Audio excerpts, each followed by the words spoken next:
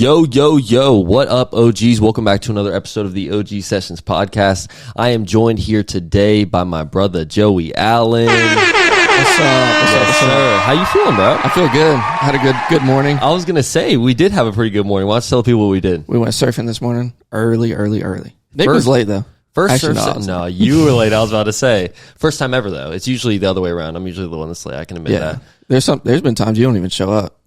No, don't do that. Don't About do 3 that. times. Don't do that. It's Don't do that. Not here. Ask God Not the here. Lord. Don't do that here. That's a lie. Anyways, this morning, Good time. it was fun. That was actually some good. And this is our first surf sesh Of the year. No, not of the year, of the summer. I think we tried to do it a little bit earlier in the year. Didn't March we tried to do it or something? It was cold. There's not a chance I went out there. Really? Was Yeah. this our first one of the whole year? Yes. Oh my gosh, bro.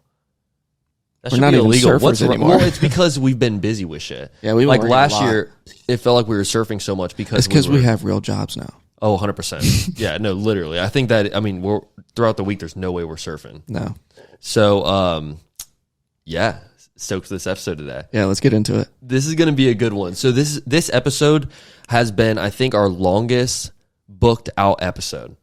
Really? Ever. We've had this one booked for a while, but it's because, this was like one that's been in the making for a hot minute. Yeah, you know yeah, what I yeah. mean? Ever since It's a good one. this guest and I started working together, dude, my finance, let me just say my financial game. There's going to be a lot of game on this episode. Dude, this is a dump truck of free game coming to get dropped off right now, literally.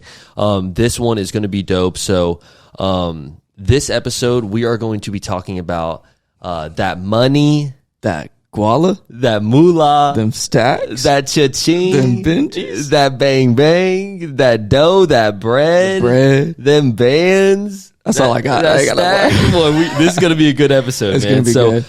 let's go ahead and jump right into it. Ladies and gentlemen, join me in welcoming my money coach, Wesley Modesty.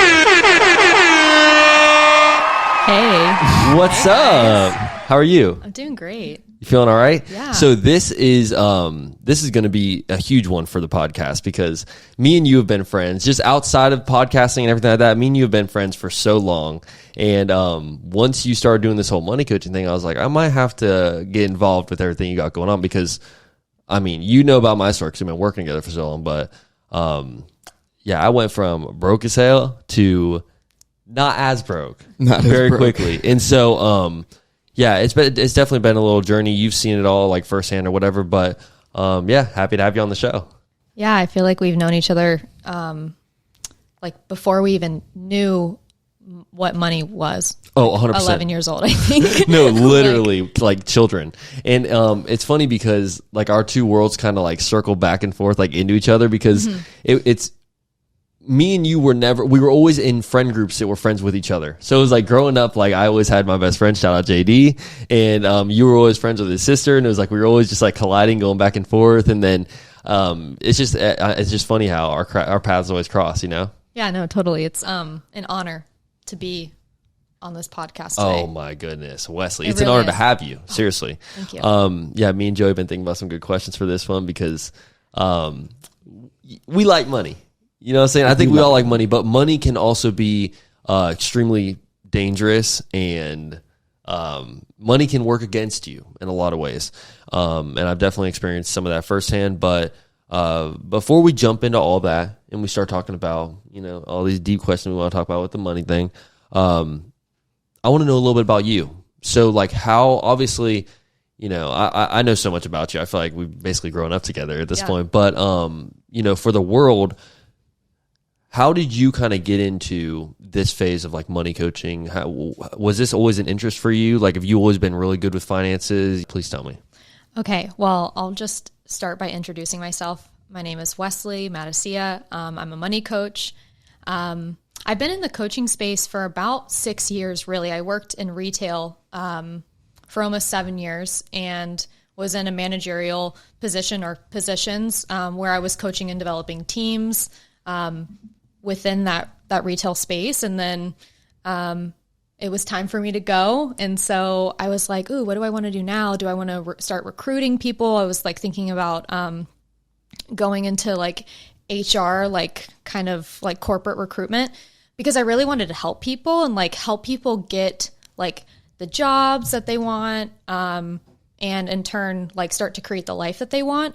And so I started working with my own business coach. I think like working with any sort of coach is just like so valuable, and started working with her. And I was like, yeah, I think I want to like go back to school. And like, I'm thinking about going and sorry, I'm like hitting the microphone. Oh no, you're good. And I'm thinking about going back to school. Like I want to be a recruiter. And she's like, do you want to do that because like you think that like sounds good? Like your parents want you to go back to college, or like, what is it? And I was like, I had to sit with that. And I was like, I think it's because I think that's the right thing to do. Like, I'm going to go back to school and that's going to sound good. And then I'm going to get like the corporate job and that's going to feel right. And then I just like really sat with it and I was like, nah, I'm going to start coaching. Like, that's what I really wanted to do. I wanted to actually like, start my own business coaching for like, probably since like 2020.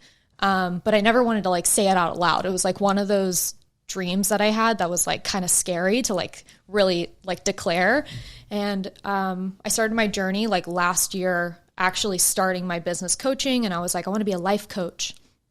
And then I started to like hone in and I was like, what do people ask me?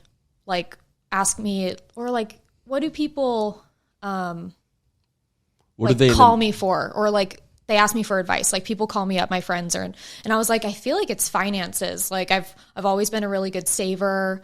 I've been saving since I was like 15 years old. Like I've had a job since I was 15. Like my grandma was like really the only person who ever talked to me about money. And she was just like, save like 20% of your paycheck. At that time it was like $2 because, right? Because like I was making like literally like $7 an hour. And so I just like started doing that. And I'm always a firm believer of like, if you can start thinking about like a dollar as like having just as much value, or a penny just having as much value as like $100, $1,000, then you can start getting really good with your money. And so that's what that was like my mindset. It's like, okay, I'm going to start getting good with like my pennies so that like when I start making like thousands of dollars, like I can be good with that and like actually keep it, not like spend all of it. I went on a tangent, but basically, keep going. You are doing a great job. This is what we want to know about you. Cause, I think so many people like as a kid, I mean, I know for a fact as a kid, I wasn't really taught about saving and stuff. I mean, my parents I think my mom tried to get me like into saving and things like that. But like you said, we don't have that much money when you're a kid. Like when you get a $120 paycheck after working a full weeks of work or something like that, or working for someone on the weekends, like you want to go and, go to a park or something like with your friends, or go do something. Go play in the arcade. Yeah, do something fun. Yeah, like go to the skate park. Just do something like you don't want to save that money. As a kid, that's not the mindset at all. So it's really interesting that you kind of like, as a kid, you kind of were influenced to be like, maybe I should save some of this and like put it away. Did you find yourself successful with that? Was that like a bit of a challenge? Well, I saw my parents struggle a lot. Like, I thought that whenever you turned 18, that they would be like, all right, you're going to go foreclose on a house. You're going to run up a lot of credit card debt, which is a lot of people's experiences. But like, I just thought that I was like essentially doomed because like of what I saw my parents kind of go through. And so my motivation was really fear. Like, I just didn't want to like lose money. I didn't want to like be in their position. And so, yeah, I was really successful because I was fueled by fear. But sometimes like what I've learned is like, okay, I'm just going to be fueled by fear right now, but then like, let's figure out this goal. And like, then I'm going to be fueled by something else. Like I want to travel, or I want to like, really like take off with my business and stuff like that. So yeah. No, 100%. Definitely. It was not to say that there hasn't been any struggle, but I think that there was a sense of ease because my grandma is a rock star and she really like kind of took me through and was like, this is what you should do with your money and like be careful with it. But yeah, not as, I guess I didn't feel like so tempted to like spend all of my money because I was like, I got to hoard it. Yeah, exactly. Yeah. And it feels a lot better when you have like, I mean, we've all been in those situations where you're kind of living paycheck to paycheck and then for some odd reason, you don't spend as much that week, and then it rolls over into that next paycheck. And so like instead of you making that same amount every week, now you're making like $200 more, it feels like, because that's what's in your account. And then it just kind of like keeps building up. So it's like, it's kind of that same feeling. Like even when you're a kid, it's like, even if you're only, it's like $20 rolling over, you know, it still feels nice, you know? I know for a fact. What were you like as a kid? I know for sure I was not a saver. If I had it, I was spending it. If I had it, I was spending it. Yeah. Damn right. Even when me and you first met, when we were both working TG, we were working there to go have fun. Literally, it was. I mean, we'd get. I didn't have a car payment until I was like 21. Nice. So yeah, if I had money, I was spending it. And that was kind of one of the things that screwed me too. Was I did have a car payment. I didn't at first, but then halfway through, I ended up getting a different vehicle, and then. Dude, that car payment will screw you. If you're already kind of like spending all your whole paycheck every single week, you get that car payment. It's a big adjustment. Yeah, and I was still living with my parents, until I was like 17 or something. So it's like from at that time, dude, you're like, I mean, dude, it sucks. I got it. Bro. Yeah, 100%. It's like if I got it, it's getting. I wish I did save it though. Yo, for sure. Like no there's doubt. a lot of things I wasted my money on. I feel like. No doubt, dude. I wish. I mean, there's a ton of things that I look back on and I'm like, why? Why? Like, what a waste of money.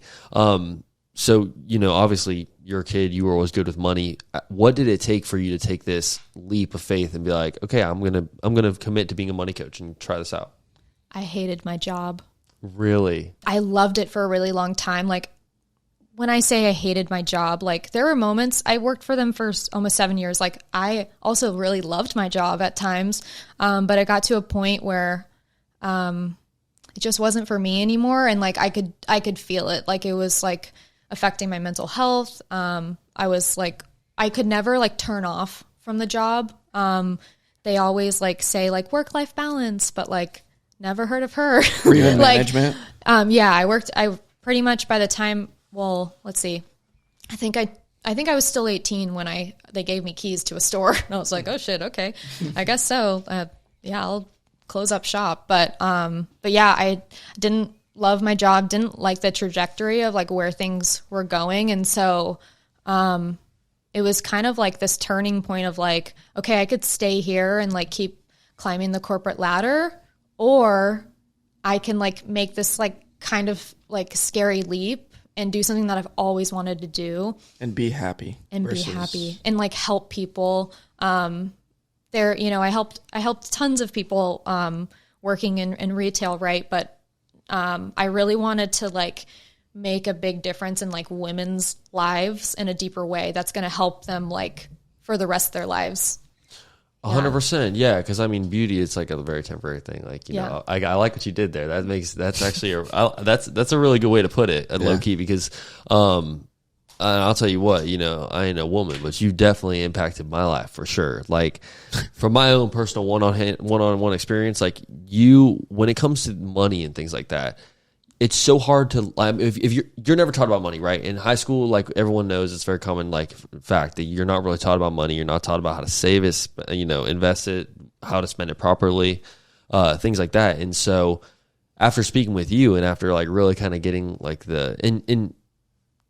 I think a lot of people think like savings account, you're like, that's the only way that you can like build up your money or save, but then you're introducing to me all these things that are like out there and you see advertisements for all the time, but it's like, you don't think in your head, like, oh wait, I could actually use that and make some money. Like you think everything's a scam nowadays and stuff. Oh, totally. And so yeah, I mean, shout out to you, honestly, like thank God you started doing this shit, because I'll tell you what, my brain when it comes to finances now, I'm telling you, I'm like so locked in with this shit. I get paid and I'm like, time to budget this shit down right now, like literally. So let's jump right into it. Like on your own personal side with money, have you ever gone through like serious hardship where it's like you kind of are living that like paycheck to paycheck life, or do you feel like saving at a young age kind of, kept you out of that, obviously whirlwind of trouble? So I would say that starting at such a young age did really help like build some sort of like cushion. So I always had something to fall back on. But let's see, 2 years ago, I started working for a new store, opened up a new store at, the place I was working at and it was far away. It was like a 35-minute drive. So it was like, I was driving like, a Saturn View at the time, and that has like 15 miles to the gallon. And so I was like filling up my tank like every 4 days driving in that job. And then my rent like doubled in 4 years. Like I think my rent started at like $1,200 a month, split between like 3 ways. And then 4 years later, I was paying $1,100 just like with another roommate. And I think it was, $2,200 a month total. Oh and so I was starting to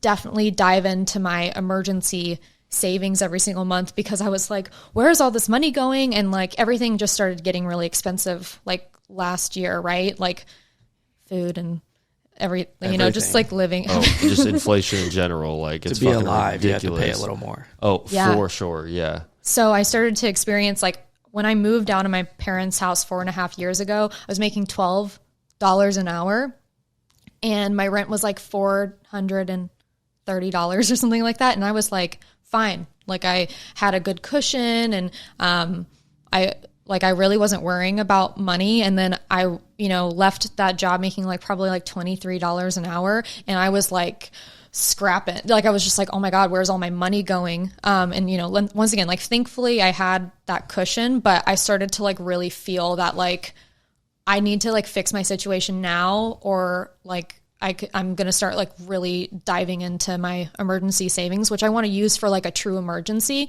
Yeah. Like God forbid if something happens. But yeah, I mean, I've been on both sides. Like I used to hoard my money when I was like between probably like ages like 15 to like 20. And then I started to have more, or 15 to 21. And then I started having, some more fun. Turned 21. I was like going out to the bars, like rounds on me. You know how that goes. And then shout out to me being 15. She's like, this is my first check we've blown right here. and then like, I was like, oh, I'm going to like move into a nicer place. And like, that's when I started, paying $1,100 a month for rent. And then I was like, okay, I'm going through like a really hard time. I was in a total rut in like 2020, and I was just like, gonna treat myself all the time. And so, yeah, it started getting to the point where I was like, okay, I got to slow down a little bit. So like I've felt like how, I've experienced how it feels to be a hoarder with money, but also just like, rounds on me kind of gal. So I've experienced both. I feel like that's how you experience both. It's like when you're hoarding your money, you can afford to do little things like here and there, be like, hey, rounds on me, you know what I mean? Without actually paying a crazy price for it, there'd be times where, I mean, I know in the past I do rounds on me, and I'm like, looking at my account the next morning, like, holy shit. How many Was people, it worth it? I was like, how many people? I didn't realize a round was that much. Like, goodness gracious. Like how many people? Yeah, I know. I said around. I was talking about the three of us. You're there with two of your boys. There's like 27 shots. Yeah. Just get around on the whole restaurant, honestly. No, and I mean, I just know personally, I've been there when it comes to that shit. Like, we've definitely, and Joey as well, where I think COVID, just the pandemic, everything that happened during that time frame, really just sent my finances through a whirlwind. Like, that shit was no fun, really. And just with everything, all the prices going up for stuff, and then gas getting insanely high, and just everything. And at that time, I wasn't making a ton of money anyway. And so, I mean, I've definitely been there. I know, Joey, you've. My mistake was getting a commissions only job. Oh my God, that's right. I forgot about that. And that was my first ever sales job. Like, people told me I should do sales, but it was door knocking, so it was rough. I was gonna say, I don't think it's only, but for you, I wouldn't say that it's only because it was commission sales. I think it's more so like because it was taking so long for like shit to finalize. Right, because I was getting the sales, but like I was working with insurance, and that takes months sometimes. So like, it gets rough. No, that shit was ridiculous. Yeah, I remember I had to get out of there. I stayed in there too long because I didn't want to admit that I couldn't do it, but I had to get out. No, and it always looks good whenever your coworkers have been there for like 3-4 years, and all their stuff has gone through, and like you're making all this money, and you see they were making like $100K a year. Yeah, and I'm looking at the hours that they're working; they're chilling. Like, it's not bad. Yeah, no, but it takes a while to get there. And what's ridiculous is after you left, you still don't get the money from those sales. I didn't want it. Oh, okay. Were you in an MLM, a multi-level marketing scheme? No. Okay. It was roofing. What is that? What's really an MLM? To talk about. I was like, were you in an MLM? No, what is it? So when you said door-to-door, like knocking and insurance, like So a multi-level marketing scheme is like a pretty way to say a pyramid scheme. Mm-hmm. So like some guy comes up to you and he's like, listen, I'm selling insurance and I'm making all this money. Like, come here and like I'll certify you. It's like $300. And if you bring like your friends, then like you'll like the more people it's all about recruiting. Like it's a pyramid scheme. Yeah. They couldn't care less about like actually selling the product. It's all about like bringing more people in and screwing people over. So how does it screw them over? Is it a scam? Yeah, it's a scam. So like, I wonder, like, should I call anyone out? Maybe not. There's send them shots flying. Girl. Yeah, let's see. Arbonne. Oh, shut up! Okay. That's so funny. Yeah, Arbonne. Oh my God, what is that? I've Young Living. Like, what is? I've totally heard of that. They have like makeup, and you know somebody who used to be in it. The leggings, the like. Oh my God, I do know somebody who used to be. Holy fuck! Yeah, so that's like, very predatory against women, and Arbonne is. Like really any MLM scheme. What's that fit one? It's like green. I can't think of the name. Oh, it's like them little fitness things. Yeah, or like those wraps. Oh. No, it's a lot of powder and protein and. Oh, yeah. Yeah. I can't remember. But it got big. I can't remember the name of it. I know it's a green logo. Yeah. Dang. Well, anyways, I'm sure they're probably scamming a lot of people. But like, so 99% of people who go into MLMs fail. And so you have to usually up front, like give some money. Like, for example, with a company like Mary Kay or like Arbonne, like you have to give, like you have to buy product. So like you're like, you have to buy products so you can have these like parties and like convince your grandma and your aunt to like bring all their friends and sell shitty stuff. That's so funny. You're literally explaining. Listen, I was about to say this is so accurate right now. I'm very passionate about. I have a disdain against MLMs. But anyways, and yeah. So then like they basically want you to recruit as many people so that like the people at the top end up making a lot more money. And like you could like, okay, for example. Like you buy $600 worth of product, like they don't care if that stuff is ever used. Yeah, exactly. Like it could sit in a garage for all they care, but as long as you've recruited like 4 other people and now they've bought $600 worth of Arbonne or whatever, you're literally using your workers as your customers, basically. Like your workers are like the people that you're selling it to, and then whatever they want to do with it is fine. Like if you guys, it's kind of like. Honestly, it's kind of like some like illegal dealing type stuff. It's very scheming. It is. It's like there's a guy at the top and he's got all the stuff and then he gives it the people, you know, then they all buy it for a certain price. He don't care what you do with it. If you want to go make some money with that, whatever, it's off my hands. You know what I mean? And so it's like each person you can technically keep making money off. And when you think about it, if it's a pyramid scheme, like that product isn't actually getting used, just being resold to another person that's trying to sell it. Yeah, that's and what so it it's is. like there's never any real customers. It's just a bunch of like workers trying to sell it off to other people to try to sell it and make money. It doesn't make any sense. I feel like those kind of burn out. Do they? Yeah, and it's really sad too. Like I said, 99% of people fail in an MLM, and the very few, like the 1% of all those people, they're the ones who are making like millions, 6 figures and stuff. And so often when people fail, they don't tell anyone because MLMs like often say like if you don't succeed, it's because you're doing something wrong. Yeah. And so it creates like a lot of shame, and also as women. And it's also very predatory against minorities too. And people who are just like in a bad situation. So there's probably already some shame there. And then it just perpetuates even more shame. And then people don't speak out. And then you're like sitting with $600 worth of makeup or candles or essential protein oils powder. or protein powder, protein powder. Thank you. There it is. And it is a hard one. I'll give it to her on that one. We've been fucking up on some words lately, and it's like the most. It's like the most. World War. World War. I have to like take it slow when I say World War. Oh, there's a couple of them that I've said on the pod, and I'll fuck up on it, and then I'll go to say it again, and I mess up again. I'm just like, let's just gonna keep going. I'm just gonna roll over that and keep going. Yeah. Definitely cut out a couple of them too. Me and you've hit it like the 2 or 3, 4 times. You know, we don't edit this. Facts, true. Amen. Good pickup. Mm-hmm. I kind of feel like it. it's more harmful, like in the sense where when you fail from doing something like that, like an average person doesn't take failing well. Like what I've learned from this show is a lot of people come on and originally when everyone first starts off, they think of failing as like this terrible thing. And, you know, it's like, I can't do this. This is the end, you know, whatever. But in reality, failing is the biggest lesson. That is where you gain everything. Like, I mean, I've personally tried, not deliberately tried to fail, but taking failing with like a grain of salt and just been like, it's all about how you look at it. 100% just looked at the situation. Because yes, you like failed, but you can't. What are you going to do? Stay down? You'll never make that failure again. You'll never make that mistake again. Like if you just learn from what you do and yada yada. But with that specific situation, if someone fails when, like you said, a lot of the people that got into that stuff, let's be honest, Joey, a lot of people that would get into that kind of thing were kind of lost on like what did they want to do in life, like what is their passion, who are they type thing. Yeah. And so they then dedicate themselves to being like this person that's going to sell all this stuff because they see the yachts, they see everybody else, you know, making all this money off of what this and the other, and they don't understand what's going on behind the scenes. And so that turns into their life, and then like 3 months down the road they realize that this is impossible and I can't keep selling this shit to my aunt. And then passive income. 100%, yeah.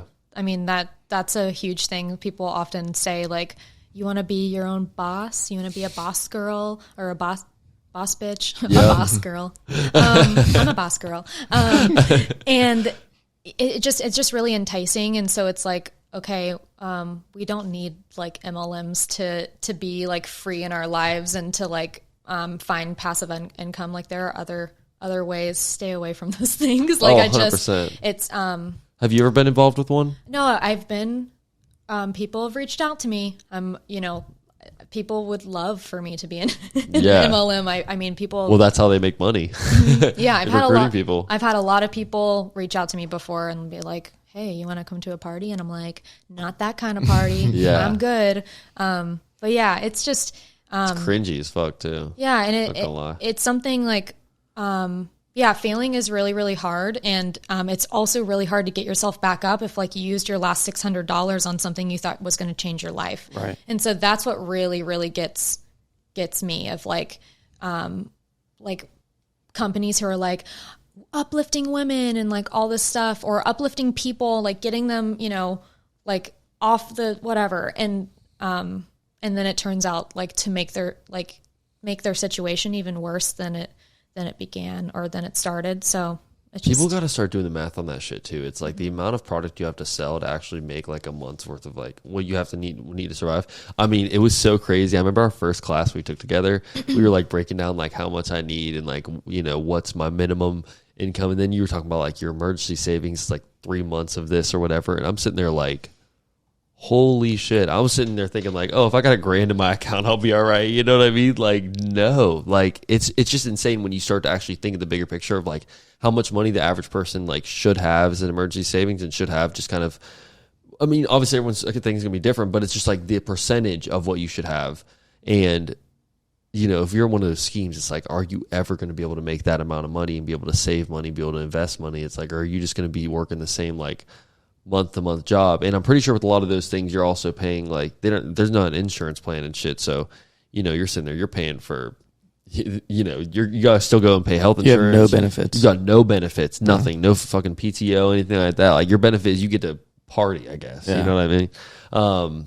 So yeah, enough of that. If you guys are ever involved in an MLS scheme, right? MLM. Hold on, I wanted to ask something. So say somebody is watching this and they're down to the last $600 and somebody reaches out to them. What would you suggest to do otherwise? To do otherwise? Like if someone is on their last $600 and somebody reaches out with a dream, that sounds beautiful. Oftentimes some things are too good to be true. And I would say avoid that. If it sounds like a get rich quick scheme, it's probably like a get rich or get broke scheme. No, that's not. I know exactly it's probably what you're trying to say. It's not going to go. It's not a get rich quick scheme. That doesn't exist. It's I would just say avoid it. And something else to do. I mean, it really depends on like their situation. Personal finances, personal. If someone's down to their last $600, I'm not going to tell them to like invest it in the stock market. Like I'm going to say like, like take care of yourself and like, do what you need to do to like make sure that you're like safe and secure. Like, I often teach my clients like the 50-30-20 rule. And when we are in a bind, so 50% is needs, 30% is like guilt-free spending, fun stuff, and 20% is like saving, investing. And sometimes when we are in an emergency or a bind, like we might only have access to that 50%. And that's just like needs. So like just getting to like the bare bones, like making sure that you're like fed, there's a roof over your head, and like, and that you're safe. And avoid anything that just seems too good to be true.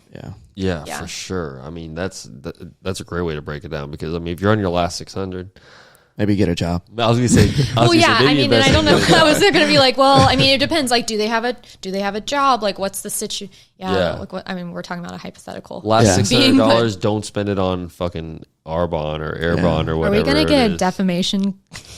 Are they going to sue us? Oh, I wish they'd come for this podcast. They don't even know what they got coming. We'll send all the certified OGs back at them. No, it's funny because there's a couple companies that we've kind of, we shout out some companies on here. Like, obviously, this is no free shout outs podcast, but the companies that we rock with, we definitely showed them love. But then the companies that try to do this little bullshit schemes, and like, if you're a company that's literally making people's lives worse, you're probably going to get some hate on this podcast. So just be aware of that. We definitely don't hold back. We're not going to censor anything because, we want YouTube to love us or something like that, but, YouTube seems to fuck with us so far. So we're going to keep that ball rolling pretty smooth. So I think it's time to dive into some like money talk. I'm trying to talk money. All right. Moolah. Benjis. Let's go. Stacks. We do this again. I'll just start calling myself a bread coach. Coach. Oh my God. That'd be so funny. I'm a bread coach. You're the baker. Yeah. Oh my God. I'm a bread coach. Go in my class. It's a cooking class. Oh my God. Coach. That's so funny. So before we dive into money, so money coach, what's the difference between a money coach and like a financial advisor? No, like a financial teacher. I was going to say like what is the difference between being a money coach and then teaching like finances in college? Well, I didn't go to school for it. I'm not certified, but I'm also not giving people like specific investing advice. I'm not taking people's money and like investing it or, saving it for them. Like, it's really just, like advice based on people's personal situations. So like, I'm not getting up and like teaching, like, this is exactly what you should do. It's like, okay, so like, what's your situation? Okay. Like, what can we do? Like, let's start like, getting into like the nitty gritty, the planning, like the emotions around money. So I think for me, like I touch more on like the emotions and like the personal story, like the lived experiences, the situation, rather than being like, just invest in the S&P 500. Yeah. Which great index fund. But like, I'm not, I guess and I'm also like not like a financial advisor, like they charge like, like 1% fees. And like, I'm not certified, and I'm not like actually touching people's money. Like I'm just like helping them through the process. Mm-hmm. Giving great advice, by the way. Yeah, like you're definitely very like, I mean, you did say you're like, I'm not giving you specific things to invest into, but like low key, you do give me a lot of like plays where I'm like, okay, this is actually pretty good. Yeah, and like I'll tell people what I'm invested in, but I'm not going to be like, this is exactly what you need to do. For sure. Like, let me give you this information and take with that what you will. Mm-hmm. You definitely don't seem to hold back. Like in the classes I've been to, it's like no gatekeeping. Cool. Yeah, no gatekeeping at all. It's like super cool because it's like she'll literally tell you like, no, you should try this credit card. This has got way better, benefits and all this stuff. It's like so cool. But one thing I wanted to ask you, like when it comes to money and things like that, obviously everyone's experience is different. I'm sure that when you're coaching somebody, you're coaching them like differently compared to their experience. Like if obviously you're coaching somebody based off of what their journey is with money so far, like obviously someone that's super broke is going to be having some different, you're going to be getting different advice from you than someone that's got, you know, a nice little cushion in their account, you know? But have you ever come across a situation where it's been kind of difficult for you to work with a client? Because money's a very tricky thing. It's like some people don't have a very good relationship. People can be sensitive. 100%. I will say that really, like in the coaching space, it really depends on like if that person's ready. Like I'm a no pressure sales person. And so like if someone is not ready, then like maybe we can have a conversation, like usually like get a coffee, see what's going on. And we kind of just go from there. If they're not ready, then we just kind of close the conversation. But yeah, I've never really worked with anyone where I've been like, okay, we can't work together or anything like that. It's really just so you've like, never had to turn anybody away? No. It's just really like, are you ready? I'm not going to be like, you need me. Like, you know, I never want to work with someone who I guess I don't want to say like, I never want to work with someone, but I never want to push someone to work with me if they're not ready, because then we're not going to yield any results. It's a big commitment because you do, I wouldn't say you like hold me super accountable, but you definitely, I mean, if you're communicating like once a week and talking about like how everything's going as far as the finance world goes and shit, it's like, obviously you're going to see if I'm not listening to any of your advice or if nothing's improving. I'm still struggling with the same things I've been struggling with for months. It's like, you would obviously get the idea like, okay, this person isn't really taking this shit seriously. You know, I'm sure. So I don't even know why that person would continue going to your classes. Like, it probably wouldn't even be worth it to them if they're not taking the advice you're giving out and the free game, honestly, you know? Mm-hmm. Yeah. Yeah. It's really just all about, I just try to tailor all of my coaching, to the person. And, really like, no matter if you have like $15 or if you have like, like six figures or, you know, a few $1,000s in your account, like if we, like we all could be talking, like thinking about money in the same way. Like it's scarce. Like even if I have a lot of money, like you can still feel like have the scarcity mindset mindset. Or, it really doesn't matter like how much money you have. Like you can still have a mindset that's like keeping you from like getting after certain goals or, like making you feel like money is not abundant, which it is. It's very. You just have to live within your means. Like, know what you can afford and then live in that lifestyle. You can't be poor, living in a rich lifestyle, going to the restaurants every night. I've got a good question. Would you ever recommend somebody to get a new job? I have some friends where, okay, I was going to say, because sometimes the situation is your employment, you know, it's like maybe you're not making enough money, or maybe just like the situation that it requires for that employment. Like with Joey, you were, you know, when you're in the sales thing, it's like you're driving around on your gas, you know, you're spending your money to go get lunch and do all these different things. It's like, in reality, most jobs should be paying you to be driving around, or if you're on the clock, at least pay for gas, do something, you know. It was rough. And yeah, his situation was very, very dirty after. Like, at are the you end of sure the day. you weren't in a anyways, okay. It honestly felt like that. It felt like that. I will tell you what. Yeah. It was. That's tough. To argue fucking it, guy. Well, Jacksonville, you know, is the most solicited city. No. Maybe in Florida or in the U.S. No way. Yes. So I'm sitting here knocking on people's doors. They're saying they've had 10 people knock. They're like, I'm not interested. Stop. Imagine trying to sell a roof to somebody who's been knocked on the door 16 times. No, true. But I mean, I remember, it's funny, you would be knocking so often that... Every day. I'm trying to get money. What you mean? Yeah, no, but that's what I'm saying. You'd be knocking so often, like once a week you get a sale, you'd be so happy. And I'm like... It's a big deal. I was always getting you're on knocking people's like roofs. hundreds and hundreds of houses a day. I was on so many people's Yeah, he'd be roofs. taking pictures like on some dude's roof. I'm like, wait... One time I almost fell off. They let just a random stranger climb up onto the, I almost fell off the roof. No way. I swear. I even had the roofing boots. They have like carpet on the bottom of them. But I don't know, the granules, they They were loose, boy. I slid. Sketch. I Yeah, I slid, don't do fell on my roofs butt like and that. slid like another 6 feet. I was, oh my gosh, my hands were all cut up from trying to People stop are just sitting there myself. watching Netflix and they just hear. They hear probably. Oh my god, dude, that shit would be so funny. That was a big roof. One thing that I struggled with whenever I first got into money and everything like that was the saving aspect. We talked about this a little bit in the beginning, but when it came to saving, I'd put it, there'd be times where I'd get super hyped about it, and I'd be like, all right, this paycheck, I'm putting $400 in my savings account. You know what I mean? And at that time, that's like half my fucking paycheck, you know?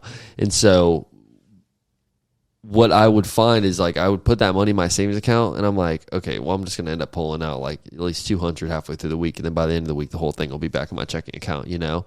It's like I never could actually commit to it and stay like strong with my savings account and just leave it in there.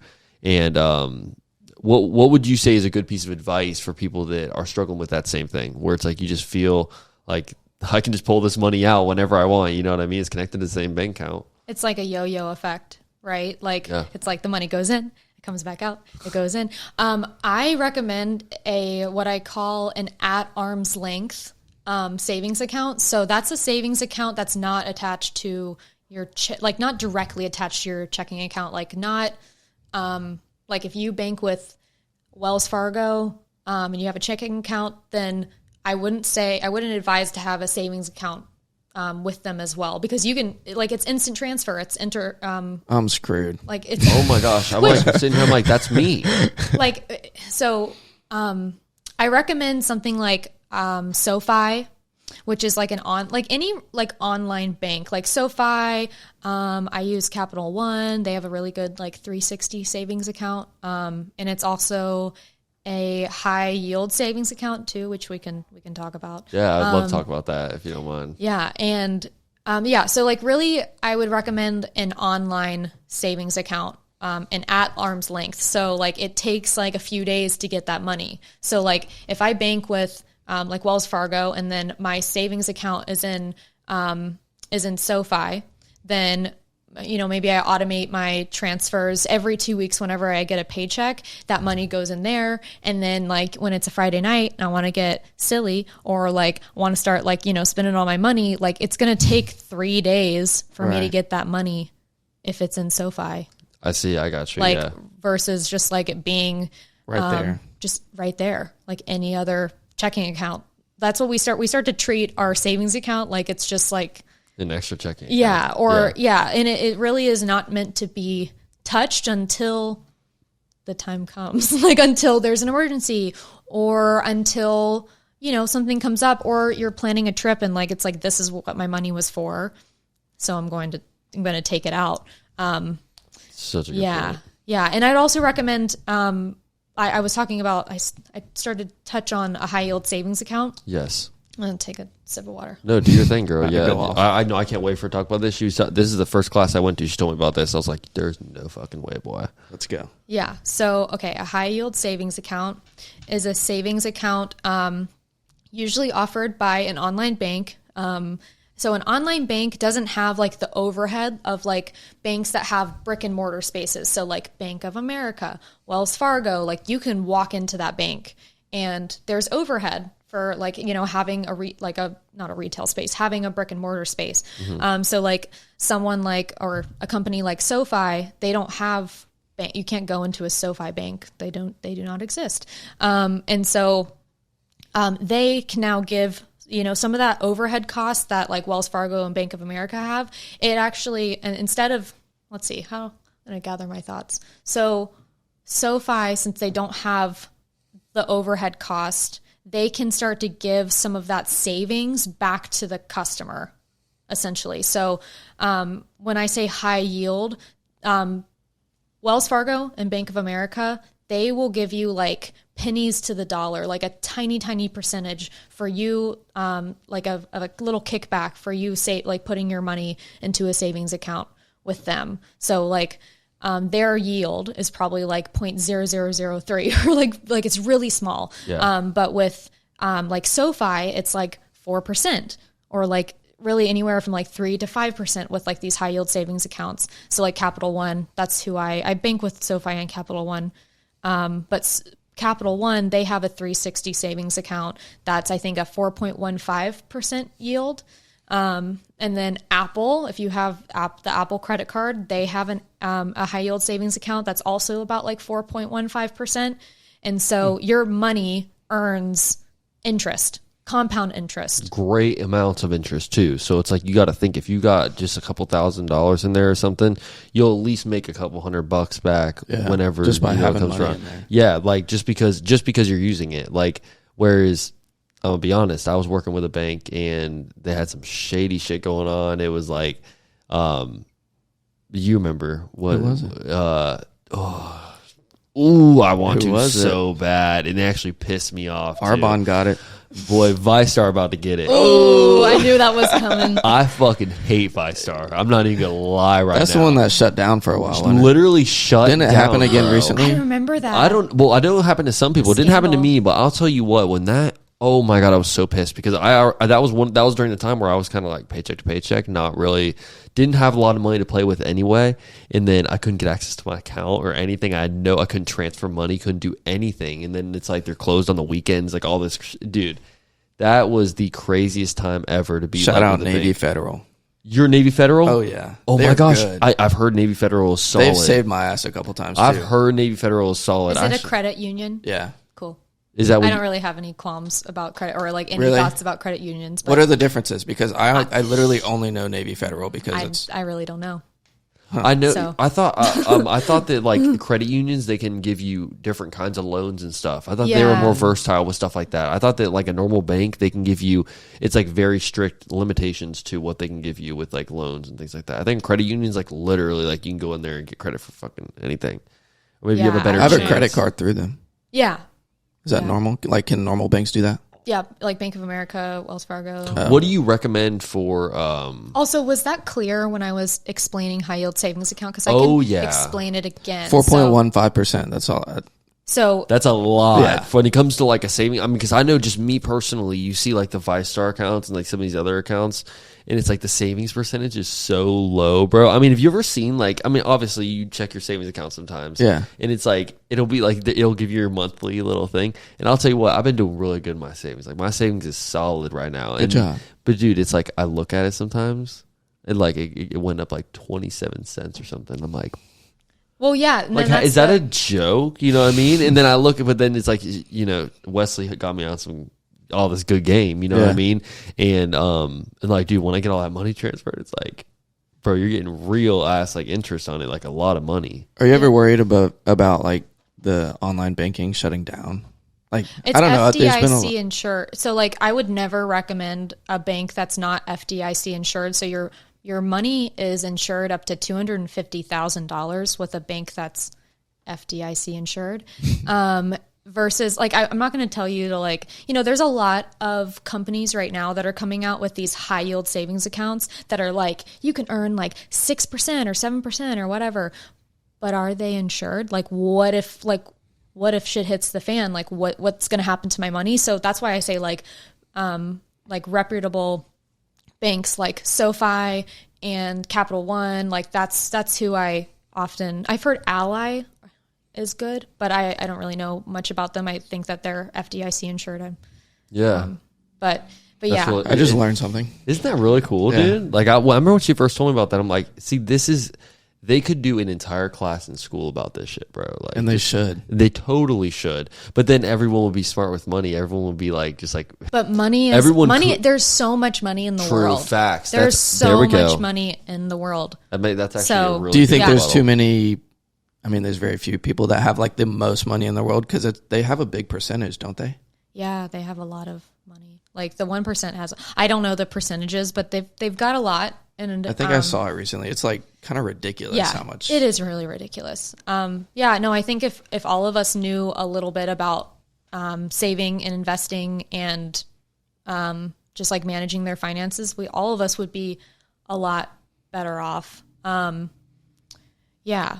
Yeah, we wouldn't have so much useless spending. That's actually a really good point. Like maybe Like it wouldn't be waste. that bad. Like maybe we don't have to have anyone that's like actually poor because like what you said, it's like if a lot of this useless spending shit, it like keeps a lot of these I mean, it causes a lot of mayhem at the end of the day. It's like if everyone would just kind of save their money and like, you know, not go party 24/7, ruin their lives, end up on the streets, or go do this, that, and the other or some shit. It's people gonna do what they like to do. Facts, 100%. But maybe if they knew a little bit more about money, they'd be like, sorry, I can't go do drugs tonight.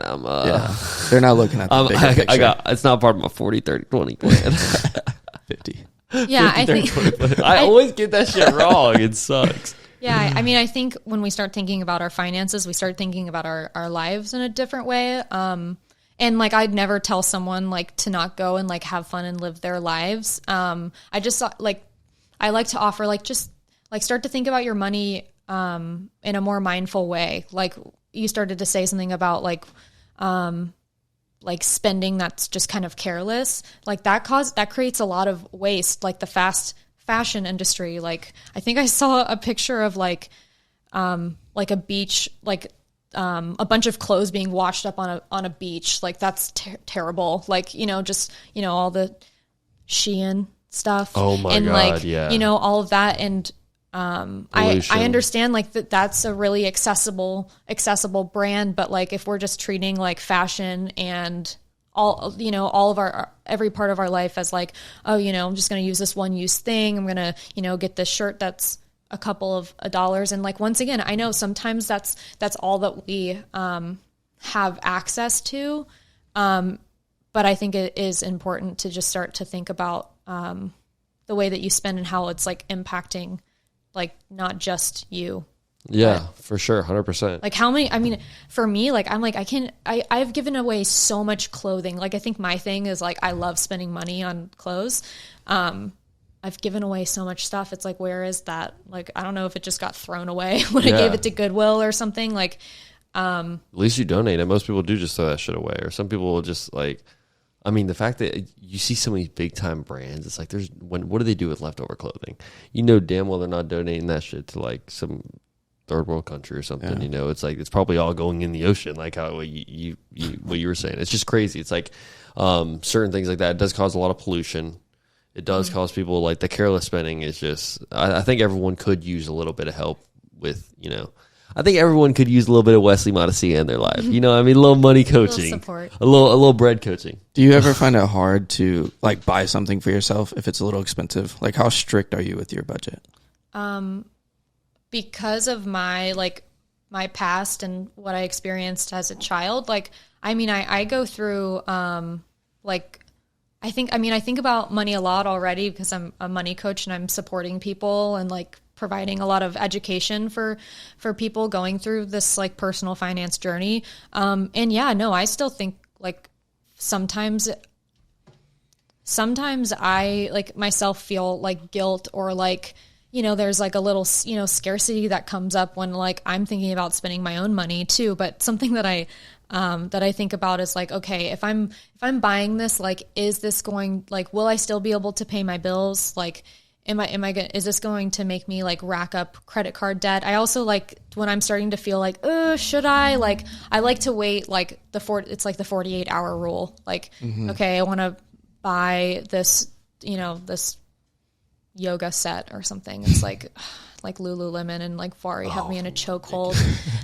But like, okay, like if I am still thinking about it after 48 hours, then I might buy it. Also, I think about like looking at my budget, like 50, 30, 20, 30% of that is guilt-free spending. And so if I'm like, okay, I want to buy this yoga set, we'll just use that as an example. Like, where am I at with my budget? Like, let me go like look at my accounts and like see what I've been spending my money on. And like, sometimes that will get me like back on track out of like the scarcity of like, okay, no, actually I do have some money to spend on this thing. Like, I'm never in the business of telling people that they can't have fun or they can't treat themselves. And I wouldn't even call like my budget strict. It's just, it's like a discipline that I have to think about and I work on every single day of like, okay, do I want to spend money on this right now? Like, do I like it? Do I love it? Do I need it? Is it going to add value to my life? Or am I just going to buy it and like literally never think about it again in my life? So it's a really good answer because I mean, like, that's facts. Like these Birkenstocks. Let me Sorry. No, those are dope. I wear them like every day. I bought them Good investment. like 5 months ago. I wear them all the time. And they make you happy. Mm-hmm. See, but like I could just see something that I could talk myself into it pretty easily. We can talk ourselves into a lot like, of yes, stuff. that freaking hunting knife is going to make me happy. I don't even hunt. It looks cool. It's also important too to think like when we think about our spending, like you can talk yourself into spending on anything. Like I could be like, okay, I like really need those 4 plants right now. They're gonna like make me feel like something.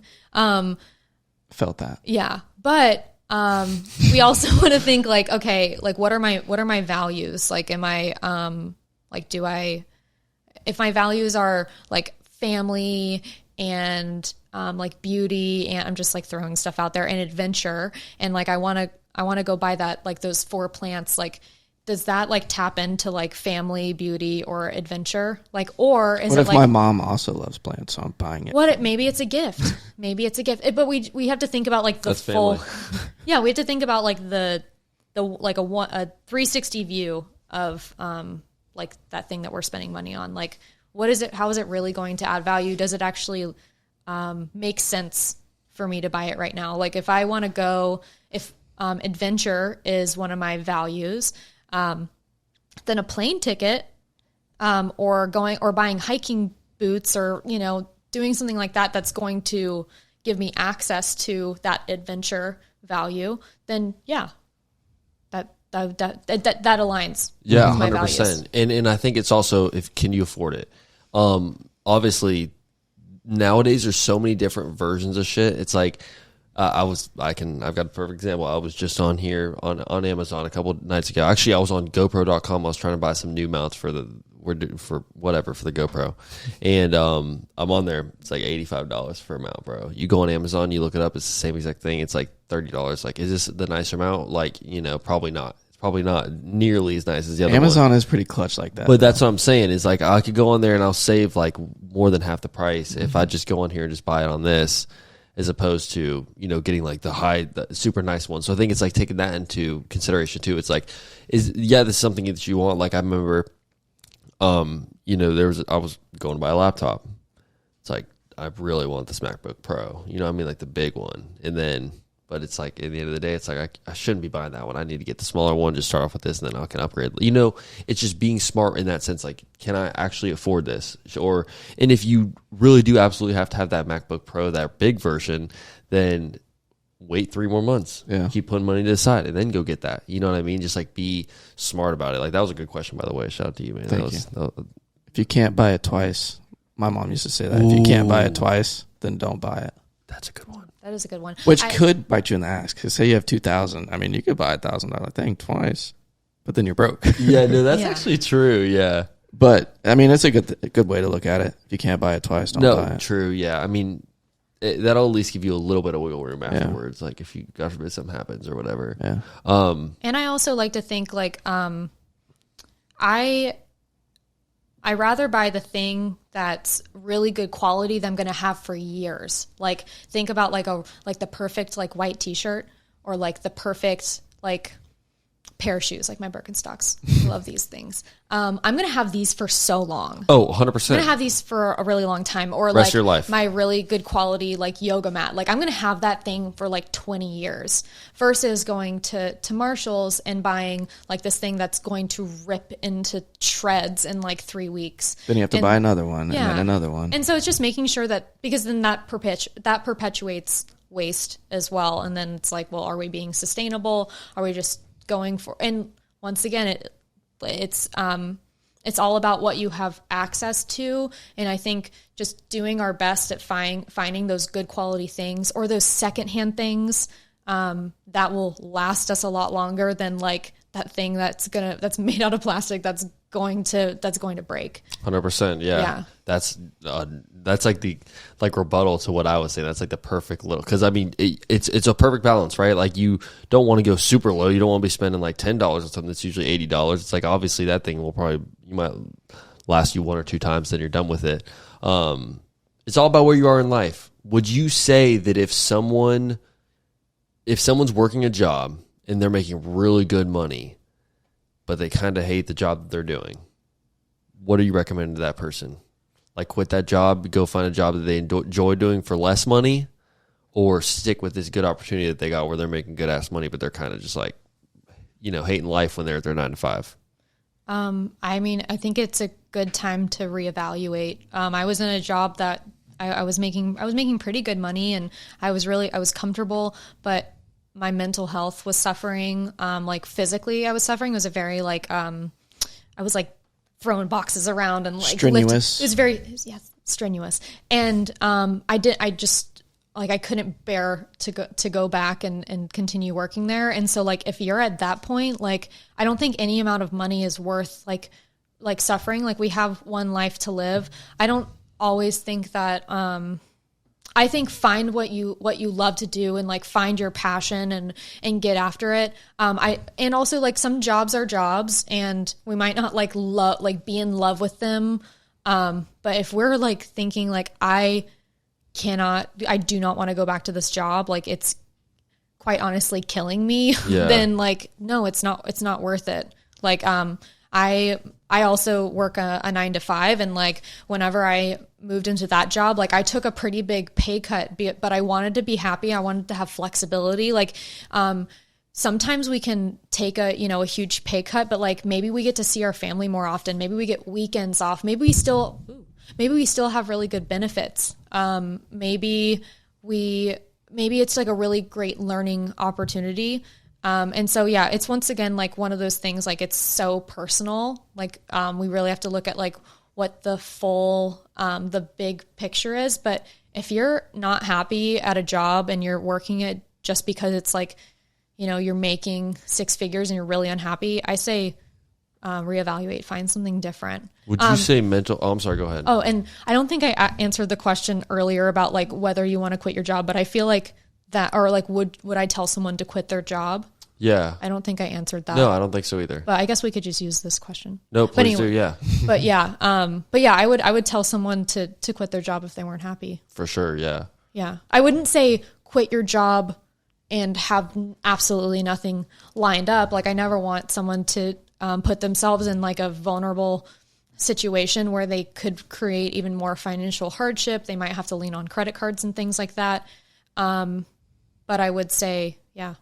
How would you say mental health and money are deeply connected? Yeah. Like, I would say that, oh my God. Do you think money buys happiness? You took my question, you motherfucker. That was a good question. My boy, let's fucking go. Yeah, so that's, I was going to save that one for the big bang. Ooh. Does money buy happiness? I think money can absolutely buy happiness to a point. I think that this like more money, more problems whole like trope. I think that's, I don't agree with it. I think it's more money, more options. When we have more money to create a life that we want, to put food on our table, to support our family, to get out of an unsafe situation or to stay in a safe situation, money can absolutely buy happiness. Being in poverty or an unsafe situation because we cannot get ourselves out of it, that can create a lot of suffering. And so, yeah, I absolutely think that it can buy happiness. However, I also think that yes, it can buy happiness, but we want to evaluate, like, are the things, or am I buying things just to feel something, just to feel good, just to make other people want to be around me? Like, that's when we, once again, need to kind of reevaluate, like, how are we using our money? Is it just to feel something, to feel good about ourselves? I think it's important to start to kind of untangle like our self-worth and our net worth. 100%. Untangle the self-worth and the net worth. That was nice. I love that. She killed that answer, bro. That was a really good answer. It was good. Okay. Because, I mean, it is very true. It's so funny. Me and you actually literally, the last phone call we had or Zoom call, it was, we were talking about this. It was, I literally just told you, I was like straight up, like, I was like, I would say money 100% buys happiness, like no questions asked. Like, and not because it's just when you don't have it, life sucks, man. Like, it's just, like it's so much harder to survive in today's world when you don't have like very much money coming in, and you see, you have friends and they're out here doing this and that, and you have got friends that are they just want to go grab a bite to eat after work or something, like they want to go do this and it's just so hard to say no all the time. And eventually, like you were kind of hinting at, it's like a lot of people won't be around you if you are only using your money to buy things so that people hang out with you and do stuff like that. It's like, eventually in reality, it's like, Joey, me and you would be best friends till the day we die. Yes. But if me and you had literally zero money, like nothing, we'd still be friends. I know. How do you come to my house though? It's like our relationship wouldn't be as good. Like how would you, like, yeah, we could play video games all the time, whatever, but it's like, what are we going to be, pen pals? Like if I always got money to come to your house, okay? But like, my brother. It's funny though, it's like it's true though. It's like whenever me and you were super duper broke, it's like we weren't as happy. Like we weren't able to go. Yeah. The only options of things that we had to do was go surfing. How was our golf game back then? Not good. We didn't play golf. Non-existent. Golf exactly. is expensive. The most expensive. And so golf makes us happy. Going out to eat with just like, me and you, the boys, whatever. It's like we're all just spending time together. Mm-hmm. Like really having those moments where it's all we got a big trip coming up. It's like like we've been so amped for the past like month, just hyped on this trip. Mm-hmm. And so it's like things like that fuels happiness. And I would say they're deeply connected. I would say mental health and money is so deeply connected. I think a lot of people want to live on this hoax where it's like money doesn't buy happiness. I can be happy just living in a tent in the middle of nowhere when you got your farm and all this stuff. And I 100% think that is possible. I don't think money is the only way to find happiness. I don't even think it's... You got to be happy. I think it's one of a million ways to find happiness. But I think that it is for sure an option. Yeah, more money, more options, more money, more education, more connection. You get to spend time with your friends and do fun stuff. More free time. More money, more freedom. You're in control of your time. Like, amen, yeah. I think it depends a lot on how you get the money too. Because if you work for your money your whole life versus winning the lottery, a lot of those lottery winners, they're broke within the next 4 or 5 years because they go buy 2 houses, 6 cars. But if you work for your money, you're kind of more frugal because you know what it took to get that. Like lottery, you just had to go in there and spend $5 on a ticket or something like that. When you work for your money, it's like you get that paycheck, you're like, yo, I don't want to do this for the rest of my life. Right. You know what I mean? You're like, this is not good. This ain't gonna cut it. You know? Well, and it's also like, what was I gonna say? Oh, like me. It's like just turns into a squirrel. That's how she calls her cats over. One just jumps up. Yep. Oh, I brought one. No, I like people who win the lottery. Like maybe they already had a bad relationship with money in the first place. Like, I mean, they're buying lottery tickets. Yeah. Facts. Well, and also like if we're like I said earlier in the episode, if we don't have a great relationship with our money, if we aren't looking at like a penny as just as having as much value or being the same thing, a penny and $100 bill, like both of those are money. So like, let's think about those in a similar way. Like, let's say, oh my gosh, like got to pick up this penny. Like this has value. And then the $100 bill also has value. But if we aren't building up there's an actual squirrel there now. Okay. Anyways, called it. Lost my train of thought. Okay. You were saying if you're not, it's like comparing $100 bill to a penny. It's like if you like, yeah, let's pick up that penny and just pretend like it still has the same, not the same value, but it has a value just like a $100 bill would. If you get used to doing that, it's like eventually you're going to treat $100 bills the same way. It's like when you're poor, if you're picking up that penny, and you're treating it like that, then when you're rich, you're not just going to be throwing $100 bills out the window I'll just go out there and do this. It's like you still see it like it's a penny. Yeah, if we start to, budget our money and start to think about our money, looking at our bank account, we start maybe just investing like a couple dollars every paycheck, just like starting these like small, like building these small money habits. Then when we have like the 6 figures, then we can actually keep that money. Because if we're treating our money like right now, if maybe we don't have access to the 6 figures yet, and we're treating our money like we're just spending it on whatever, we aren't saving it, we aren't building that muscle to being good with our money, then when we, have a lot of money, it's very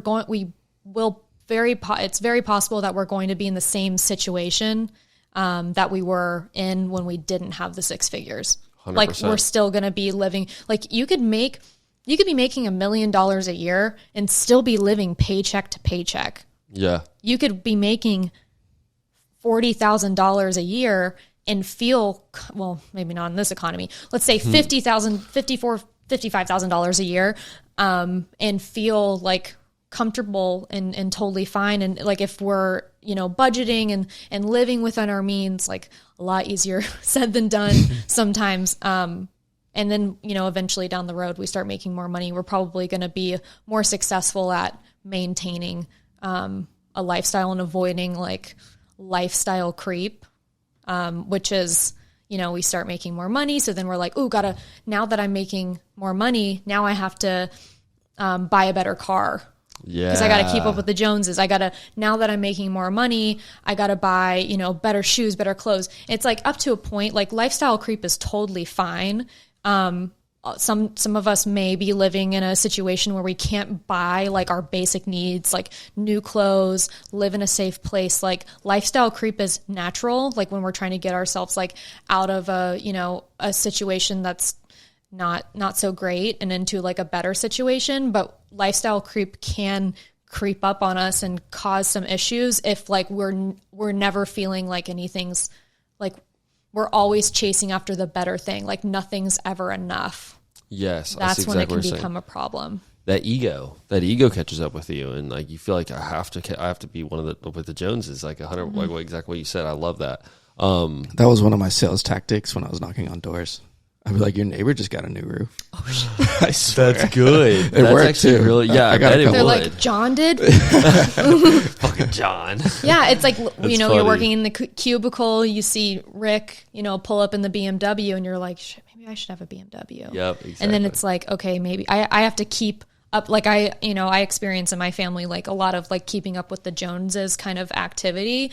And it didn't really get my family divorce members household too. Like, I mean, we both are a victim. We're not victims. We're feels like it sometimes. Yes, it does. Made us funny, but though. it is kind of 100%. So. It is kind of cool how not cool. It's funny when you see like your parents kind of going back and forth. Like you see like one parent gets a new car, or one parent gets like the new whatever on their house or something like that. And then the next one's like you go over to their house next weekend. It's like they got the new whip, they got something. It's like they're always trying to like flex on each other and like one up each other, But it's like that same mentality, like what you were saying, where it's like you just want to keep up with the next person that's got the next new coolest thing on the block or whatever. Mm-hmm. 2 questions till we get out here, unless you got something else. So one of the things that I wanted to ask was, what is the first thing that you do whenever you get your paycheck? Paycheck hits a bank account, you're doing what? I'm actually not doing a whole lot because I already have my money system set up where it does it all for me. No way. Yeah. So I automate all my savings and investing. So I did this, months back. Well, years back, but I've reevaluated since. Like anytime I start making more money, or like I changed to a bank, or I changed from like Bank of America. Now I bank with Capital One and whatever, and Charles Schwab. Anyways, whatever. So now that I'm gonna rewind. You're good. Okay. Yeah. So months ago when I started to, make more money. And I do this every single time, maybe I get a promotion or, whatever's going on in my life.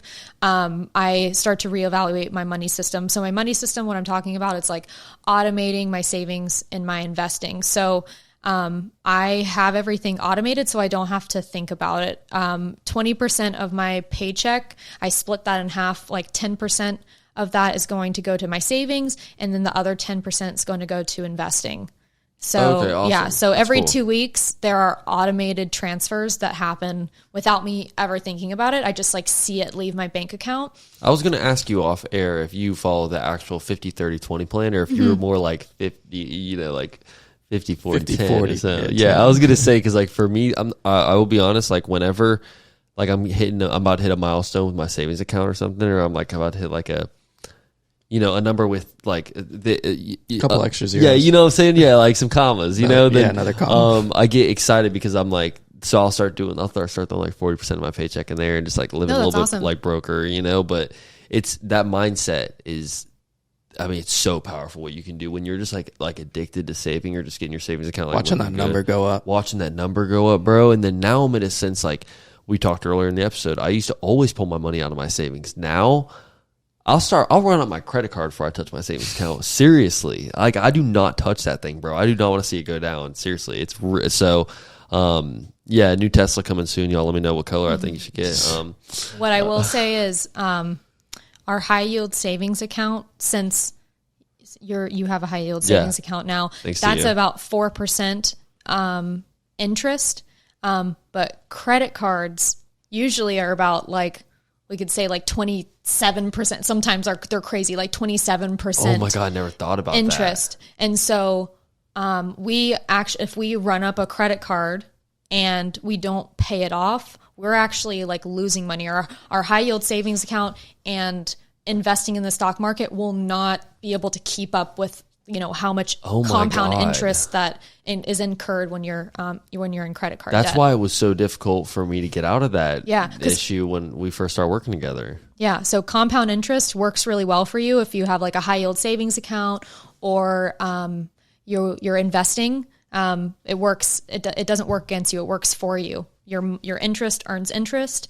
But if you are in credit card debt, then compound interest is not your best friend, because the interest that's being incurred, that interest earns interest, and that's why it's so hard to get out of credit card debt. Yeah, because you pay it off, and the next month it goes right back into your account. Yeah, it's insane. Yeah, especially if you have a lot of it. Like if you got multiple cards with credit card debt on it, and to piggyback off what you were saying, let's say you don't have that high yield savings account, and you're just in a regular savings account like I used to be. It's like, so you're literally not making almost any interest on your money in your savings account, and then a credit card, it's like 27%. So the gap between that is even smaller, So I mean, yeah, and really I totally we'll agree. Never be able to meet or to beat we incur the most compound interest in the stock market.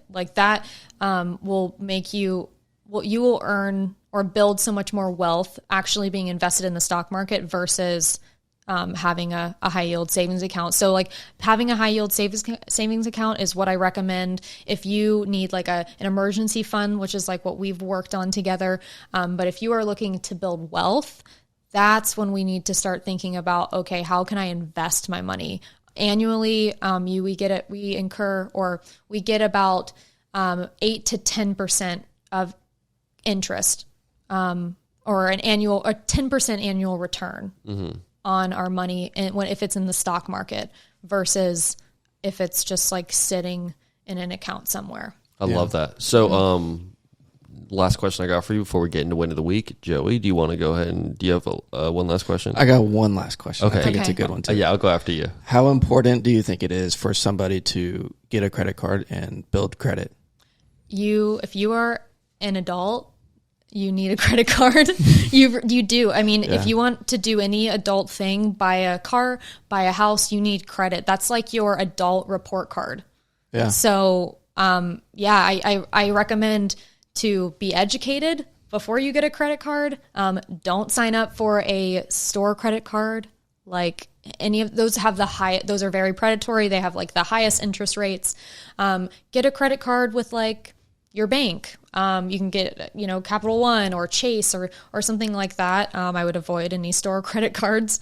As much as they try to get you to sign up for them, don't do it. They ask every time at the counter. Every fucking do you want time. to? You're going to save $100. You're I'll give you 10% off today. Please. I'm how bad is this? If I'm about to save $100 on my order today, it's this must be the worst thing for you're about to steal all my money. Yeah. I mean, and it's really if we use credit cards, it's just, so a credit card is a tool, and just like any tool, we'll just say a knife.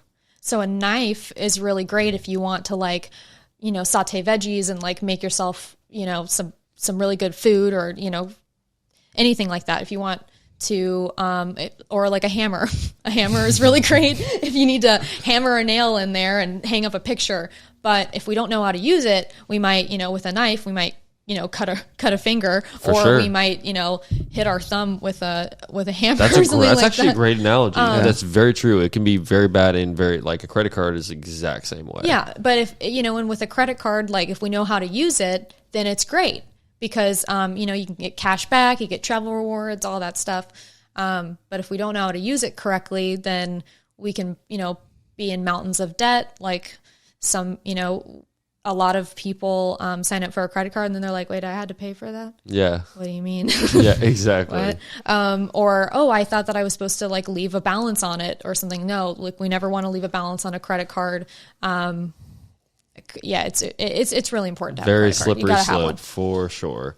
Oh, no, I forgot my really good question. One thing I did want to get back though and say, with the store credit card thing, you are forgetting something, I think. Yeah, I definitely am forgetting something. No, it's win of the week. Oh, no. Well, obviously I'm forgetting win of the week, but I had a question before that. Remember, you were going to go before I did my last question. Yeah, one more question, then I was going to let you go before I did my last one. Okay, go. So technically there's two questions, but what would you say is, this is off of the last thing that we were talking about, so what would you say is the best way to build your credit? If someone, like, let's say, we're telling people to go get a credit card and know how to use it. What is the best way to use a credit card? If someone is trying to just build their credit and they're an adult. To just build their credit, I would recommend like just put a bill on there and just put Netflix on there, or put your car insurance, or something that you pay monthly, and just start with that. Or like the way that I started with credit cards, I got a credit card through my bank.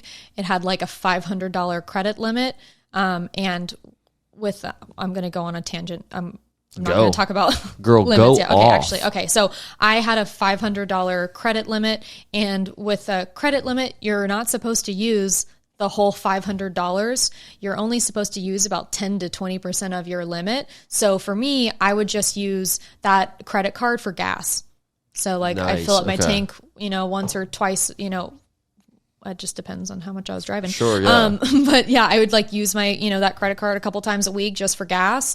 And then I had I had automated like recurring, I would pay it automatically every single month. So I didn't have to worry about like missing a payment.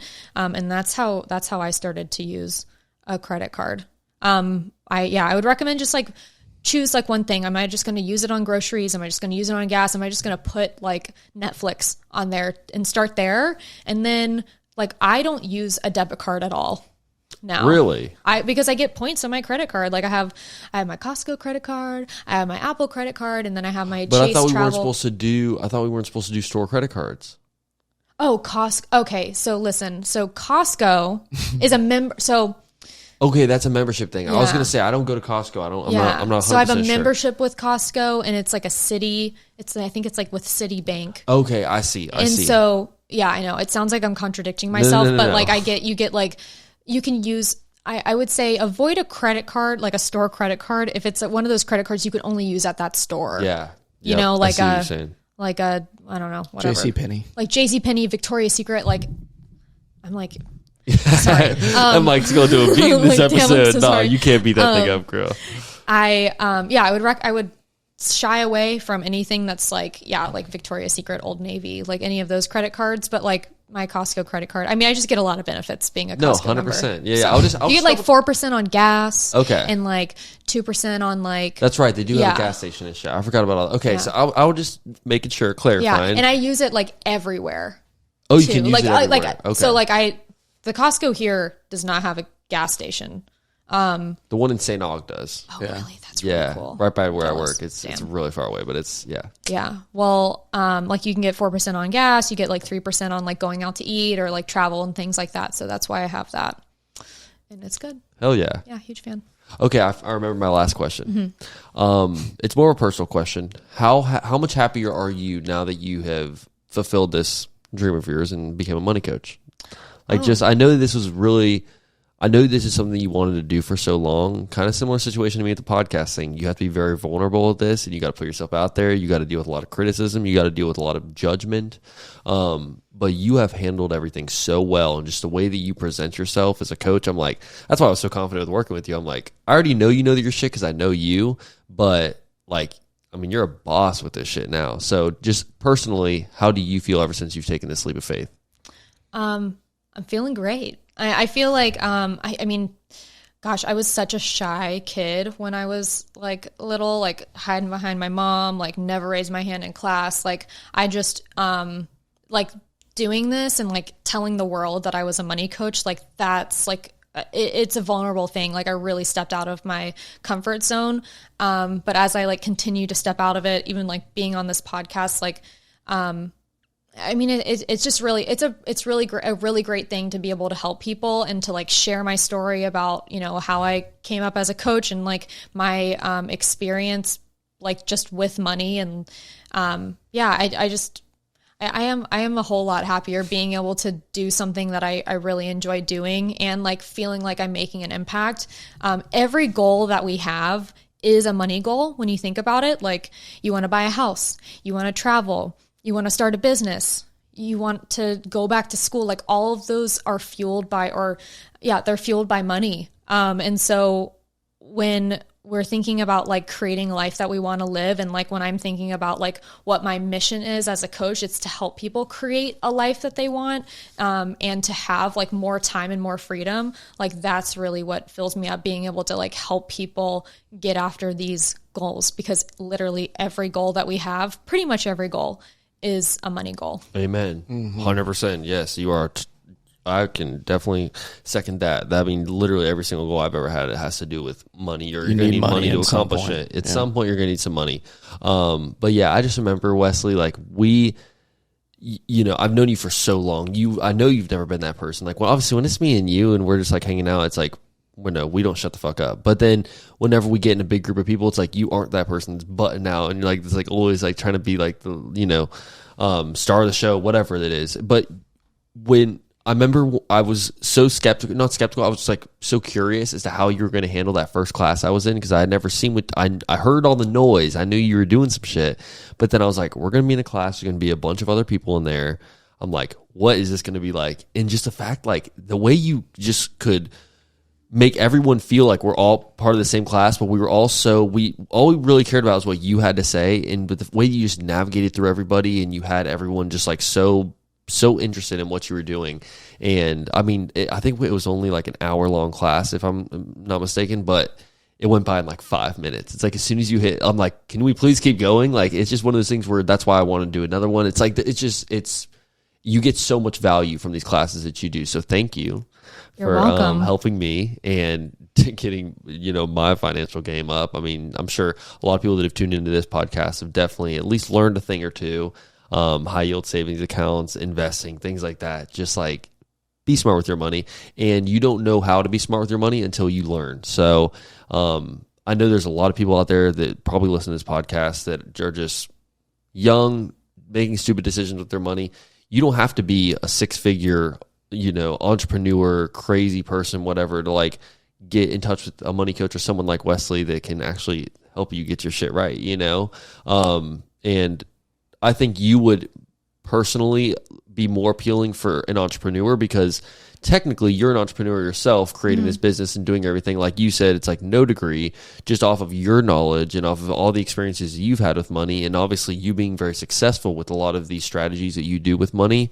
I think that's just awesome. And I mean, this is a show where we, you know, give our flowers to entrepreneurs when, you know, it's time. And girl, you've been fucking crushing it. Let me just tell you that. I'm very proud of you. Seriously, like just being your friend, I'm like, you know, I mean, I always tell you off whenever I see you and shit, like you're killing it, but it's like, just put it out there. I mean, you are doing the shit right, for real. If anyone's looking for the money coach, you know, I mean, you got my recommendation for damn sure. You know what I'm saying? Yeah, we all have the opportunity to start new and start fresh with our money. Like no matter like the mistakes or the doing the thing wrong, like we don't know what we're doing until you know, we fall flat on our face and experience like financial hardship, or until like we work with someone, we like learn how to manage our finances.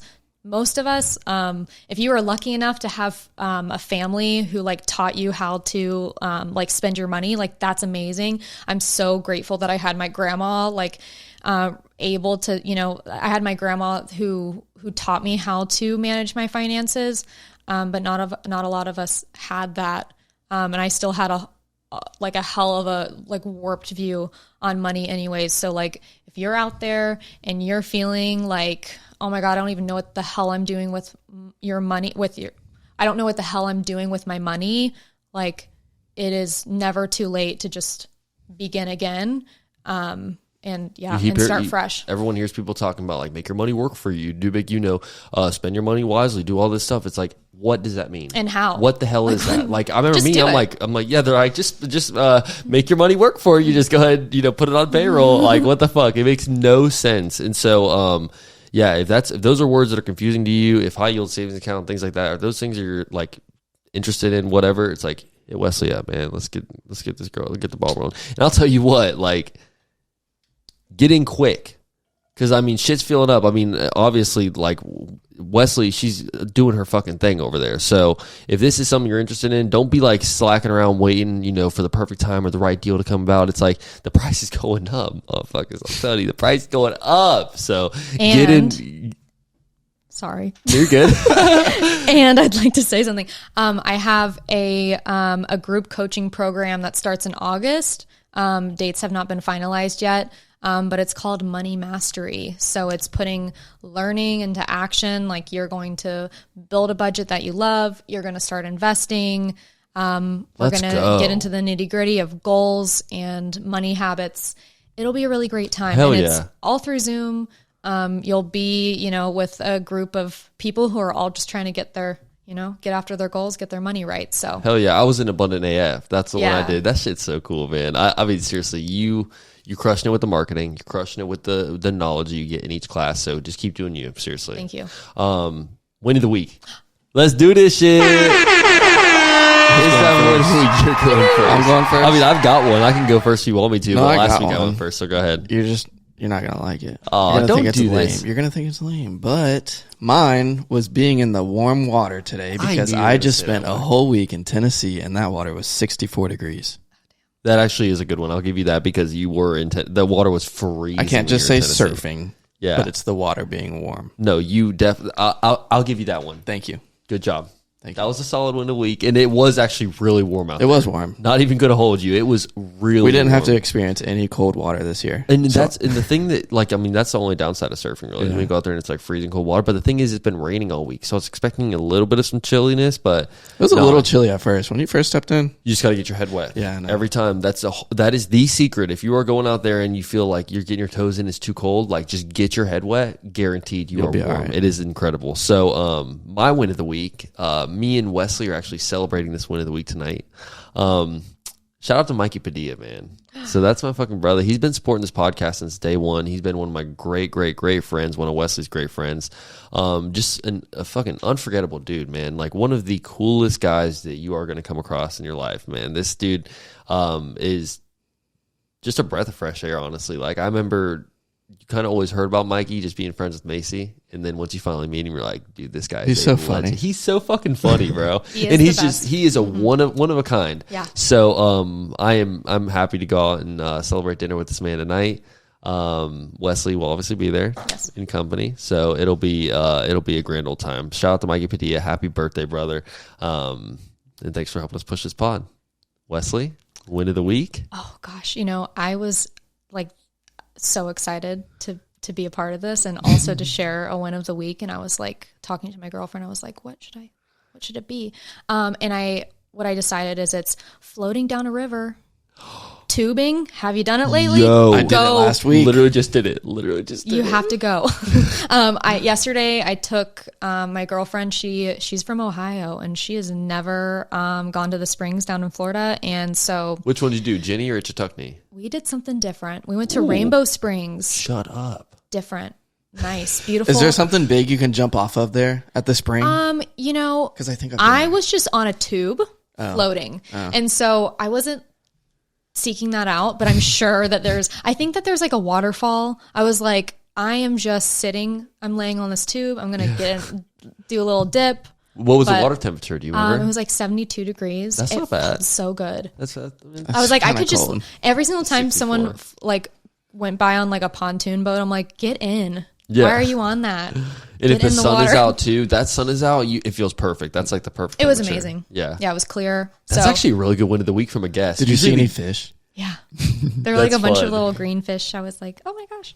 There's some dangerous shit out there too. Though. Like Any alligators? I was gonna say some No gators. alligators. There was a woman next to, like, pretty close to me on a tube that was like talking to her husband and daughter, like, Rick, I just saw something get into the water. I think I just saw a tail, and I was like, you didn't see a tail. That's definitely like a It was probably bird. a A turtle, literally. Yeah. There's so many turtles out Yeah. there. So go float on a tube. If you've never, like, all of our listeners that are out there, like, not in Florida or not even in the United States, like, I'll tell you guys, the Florida Springs are just a different vibe. It's like crystal Totally. clear water. It's like that little picture y'all see on like Zephyr Hills or whatever it is, where it's like that is what it looks like. Feels so good. And you get a little tube, start at the end of the river. It's a real life lazy river. Literally, Yeah. That's exactly what it feels like. It's just a real. And life you can lazy dive river. in the spring. Yeah, and there's is fun. little holes you can like go underwater and like go through the little tunnels. don't get and caught. shit. Don't get caught. That shit. Good win of the week. Probably Thank the best guest win of the week ever. I mean, we've had some good ones, but usually the guests come in. Like sometimes the guests will forget we have win of the week, or they'll get in here and they'll like, switched up last minute or whatever. Or sometimes it's just bad delivery. Have you noticed that? We'll have guests come in. It's like the delivery ain't there. Yeah. You got to hype up that win of the week. I mean, Yeah. this is it won the Win of the week. week. You know what I'm saying? It win of the week. Like, It's kind of a I big deal. I really thought about this one, Wesley, guys. I that was like, incredible. You did a Okay. good job, and it's good on delivery. I mean, great delivery. Great seriously. delivery. okay, I'm glad. Yeah, no. Shout out Wesley, win of the week, first ever win of the week. We'll give her that one. It's always first win of the week, not your last win of the week. Yeah. Hopefully, we can get you back on here and we can talk Totally. some more money. Hopefully, me and Joey don't ever need to call you for an emergency session. Like, hey, girl, I'm freaking out. The account is struggling right now. I'm in the negative. All right. Yeah. So we're gonna go ahead and wrap this thing up, man. We have officially hit longest podcast episode ever on this podcast. So Shout out if you're still listening. if you are still watching this podcast, man. Shout out to you. We love you guys. Shout out to Wesley. Coming here, setting the record, longest podcast episode ever. And when that happens, there's only one reason that happens.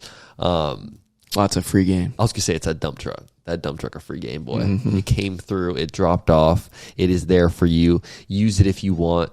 If you don't, then face the repercussions. Right. I guess. So you know how we do it on this podcast, man.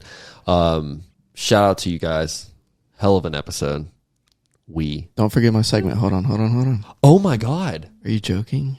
Question of the day from Joey Allen. What am I doing? If you could How'd I have. forget? Oh my God, here we go. I was Question ready. of the day. I was thinking about this like could- halfway through. If this was 2 weeks ago, this boy would have been so happy I forgot about it. If you could have one superpower, what would it be? That's a good one. That's really solid. Thank you. Powerful. That was really good. Random as fuck. I would teleport. Where's the first place you would teleport to? Ooh, I'd probably go to Italy Oh, that's good. and then Germany Oh my god. and then Japan. Like all And then within I'd the come back same. here and see my cats and then go back. It would Or be, no, but they would have to have teleport. There would be no driving. If it, I guess I'm not. I don't probably want hold to it. drive If you hold ever. it, it'll teleport with you. Probably just like have a Yeah, have a- Chi-chi. Chi-chi. I was gonna say Chi-chi. I know if we should do a Chi-chi shout out on the show. Shout out Chi-chi, Yeah, shout out best cat in the world. Yeah, She'll be watching this. she's a big fan. She's at home just crossing her legs, just like that was a good one, mom. Just waiting for it. You know, it would have been funny if you were like, "Where's the first place you want to teleport?" Wouldn't it be funny if she said the bank? the bank into the vault. Yeah, in the vault of the bank. Money hack. Money. Learn how to teleport. Get Yeah, in the vault just of the figure it bank. out. And then you just teleport back out, and I saw- literally you're fine. I Yeah. saw a video. It was like Oh my money hack that they don't tell you about. If you save your money for 20 years. Oh God, what is it? What is that? It's like if you save, a certain amount of money for 20 years, you'll have $20,000. But if you go rob a bank, you'll have $40,000 and you'll be out in 10 years. Oh shit. That's I was good. like, money hack. That is a money If, hack. especially if you do 100,000, like, you know, you might get 12 years, but you still gonna get out for that 20. Cops ain't gonna give that back to you. Oh yeah, you ain't gonna keep that money It's at going all. straight back to the bank. 100%. So, all right, Wes, shout out to you. Anything else? You got any questions for us? No, I just really thank you guys so much for bringing me on, and just keep doing the damn thing. It's huge fan. Thank Always. you. Not just because you guys are my friends, but because We it's are. really good. It's just so awesome. Thank you very much, yeah. Wesley. You're incredible. So, yeah, hope to run this part 2 back, one day very soon. Yeah. Until next week, you guys, we are out. Peace.